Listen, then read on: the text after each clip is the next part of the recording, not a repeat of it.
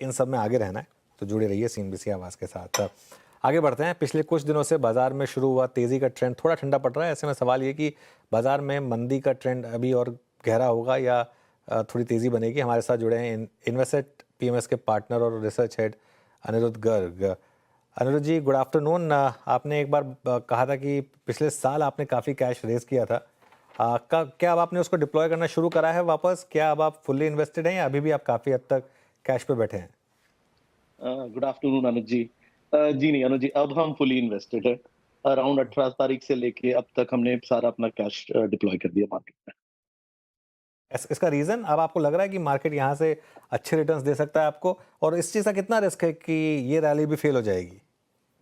मानो जी, मेरा थोड़ा सा क्राइटेरिया डिफरेंट है।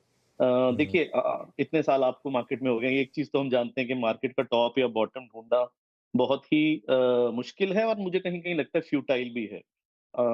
रिसर्च पे ज्यादा ध्यान देना चाहिए, और मुझे यहाँ से लगता है कि अगर हम जब हमने बेचा था उस टाइम पे भी हम रिस्क रिवॉर्ड रेशो देख रहे थे कि मुझे भारी बाजार में रिस्क रिवॉर्ड रेशो फेवरेबल नहीं लग रहा था, और यहाँ पे अब हमें ये लगता है कि रिस्क रिवॉर्ड रेशो फेवरेबल है। हाँ, टूटने को यहाँ से 1000 पॉइंट निफ्टी में और निकल जाए, किसी को क्या पता है।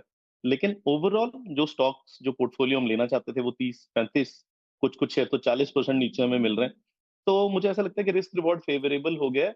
और सबसे बड़ी बात, जो पेसिमिज्म बाजार में चाहिए थी, वो एक पेसिमिज्म कहीं दिखने लग गई है। तो जब भी हमने देखिए, जब भी पेसिमिज्म आ जाती है, होप कम हो जाती है, मार्केट के बड़े बुल रन वहीं से शुरू हुए हैं। तो मुझे ऐसा लगता है कहीं ना कहीं यहाँ से अगले 1 डेढ़ साल 2 साल में हमें अच्छी रिटर्न्स बननी चाहिए। जी। अनिरुद्ध जी, वेरी गुड आफ्टरनून। श्रेया बात करती हूँ। लास्ट टाइम आपसे जब बात हुई थी तो आपने कहा था कि आप 100% कैश में बैठे हैं, और अब बात हो रही है आपसे, आपने कहा आप फुल्ली इन्वेस्टेड हैं। तो सवाल ये कि कहाँ इन्वेस्टमेंट किया आपने, कौन सा सेक्टर या स्टॉक स्पेसिफिक अगर आप बता पाएँ? मैम, स्टॉक स्पेसिफिक तो नहीं, पर सेक्टर्स की बात करें तो हमें देखिए, हमारा जो फंडामेंटल है वो दो चीज पे रिलाई करता है, वैल्यू और ग्रोथ पे। अगर हम वैल्यू में देखें तो हमें कुछ कैपिटल गुड्स कंपनीज में बहुत अच्छी वैल्यू दिखती है। हमें लगता है कहीं ना कहीं कैपिटल गुड्स फंडिंग वापस आनी चाहिए सरकार की तरफ से। इलेक्शन का टाइम जो है वो मोर और लेस खत्म हो चुका है। बाकी मेन प्रॉब्लम, मेन जो है, इस बार के लीडर्स कहाँ रहने चाहिए, रिलेटिव चेंज कहाँ पे दिखता है, तो हमें फार्मास्यूटिकल्स में, स्पेशली CDMO CMO में अच्छा रिलेटिव चेंज दिखता है। हमें लगता है कि थोड़ा सा ओवर ओन्ड है जितने भी स्टॉक मार्केट रिलेटेड स्टॉक्स। बाकी उनकी वैल्यूएशन करेक्शन अच्छी हो गई है, तो कहीं ना कहीं हमें फाइनेंशियलाइजेशन ऑफ एसेट्स या फाइनेंशियल एसेट इंफ्रास्ट्रक्चर में अच्छी अपॉर्चुनिटीज दिखती हैं। हमें लगता है फाइनेंशियल्स और मेटल्स में हमें अच्छे शूट्स दिखते हैं। हमारा एक थ्योरी है, हमें ये लगता है कि जितना भी ये टैरिफ वॉर का जो प्रॉब्लम दिख रही है, कहीं ना कहीं ultimately it will effect the interest rate. मुझे ऐसा लगता है ब्याज दरें आने वाले टाइम में नीचे आनी चाहिए, ग्रोथ आनी चाहिए, बिकॉज इस टैरिफ वॉर से कुछ ना कुछ स्लो डाउन आएगा, जिस कारण ग्रोथ वापस लौटनी चाहिए।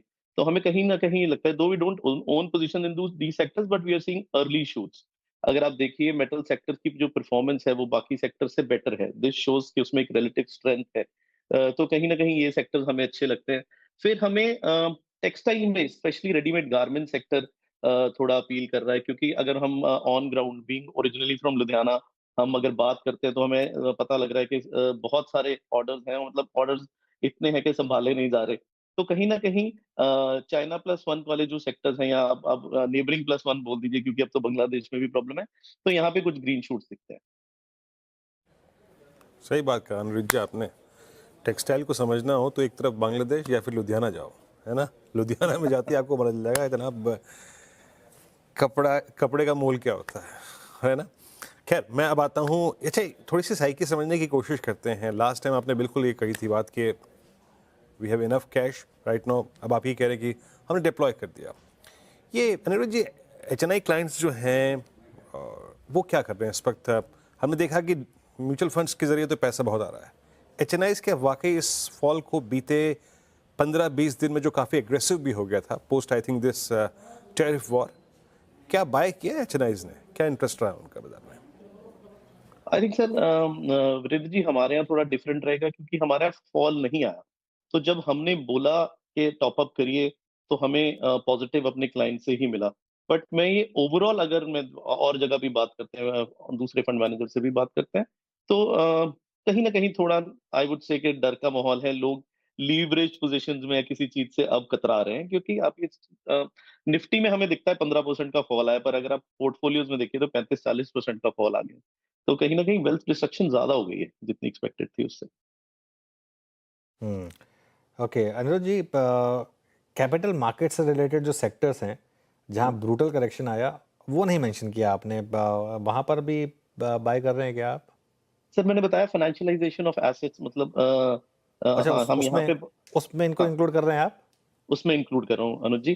तो मुझे ये ओके। लगता है, देखिए एक चीज तो ये है अनुज जी, हम्म। अगर हम पिछले 2-3 साइकिल की बात करें, तो कहीं ना कहीं ये एक सिक्लिकल सेक्टर थे। ठीक है, मतलब क्या होता था कि मार्केट में तेजी आती थी तो इनको एक वेटेज दिया जाता था, ये तेज होते थे और फिर टूट जाते थे। कहीं ना कहीं हमें ये लगता है कि सिक्लिसिटी अभी भी है, बट ओवरऑल एक रिटेल जो है उसने इक्विटी मार्केट्स को एक परमानेंट एसेट बेस मान लिया, और जिस हिसाब से सिप्स इस बार मार्केट में आई हैं, कहीं ना कहीं ये लगता है कि इन सेक्टर्स की कुछ री रेटिंग होनी चाहिए। तो ओनली प्रॉब्लम वाज अनुज जी, महंगे बहुत ज्यादा हो गए थे।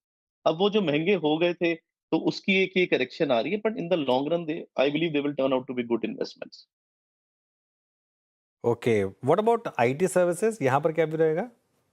सर आईटी में हमारी कोई पोजीशन नहीं, आईटी में ना अनुज जी कोई क्लैरिटी नहीं आ पा रही है हम्म। एआई आके आने से, और हम्म। यूएस में जो प्रॉब्लम्स चल रही हैं, आईटी में हमारे पास कोई लंबी चौड़ी होल्डिंग नहीं, एक आधा शेयर कोई है सर। हम्म।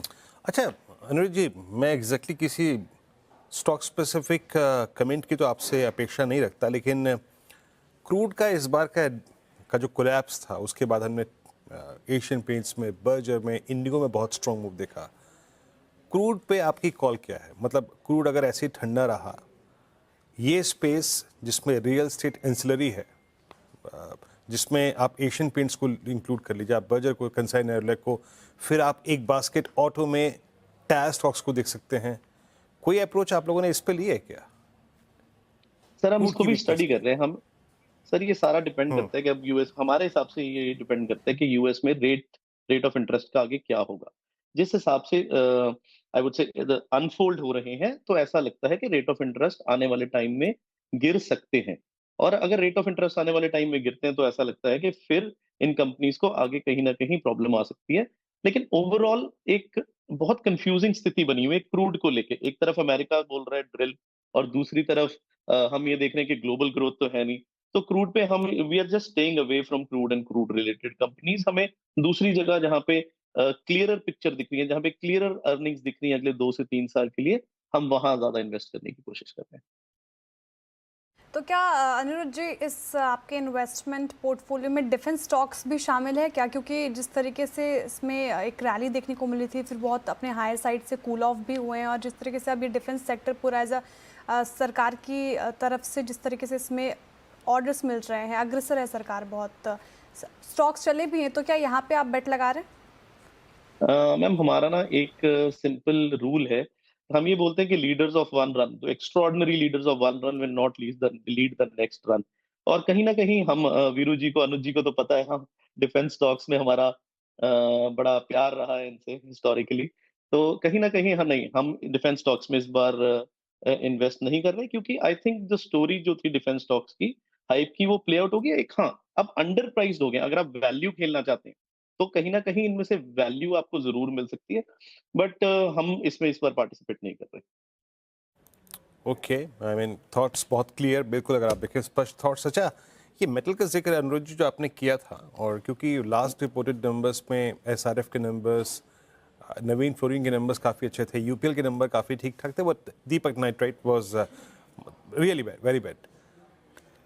कुछ रुख आपका केमिकल में, और जो ये जो रीसेंट कैश डिप्लॉय किया है उसमें आपने क्या थोड़ी इंपॉर्टेंस केमिकल्स को दी है क्या? सर अच्छी इंपॉर्टेंस दी है केमिकल्स को, और हमें यहाँ से केमिकल्स में एक अच्छा पॉजिटिव रिलेटिव चेंज दिखता है। हमें ये लगता है कि केमिकल्स का जो क्या बोले, मिड साइकिल क्राइसिस बोले, मिड लाइफ क्राइसिस बोले, जो पिछले 2 साल से था, वो कहीं ना कहीं यहाँ से खत्म होते दिखता है। और हमें लगता है कि केमिकल कंपनीज आने वाले कुछ टाइम में फ्रंट रनर्स तो रहेंगी, if not leaders, front runners तो रहनी चाहिए।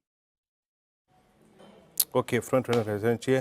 अनुरुद्ध जी बहुत बहुत शुक्रिया। और जो अच्छे नंबर्स होते हैं, अच्छे स्टॉक्स होते हैं, वो बेयर फेज में भी और कमज़ोर फेज में भी वो अच्छा करके दिखाते हैं।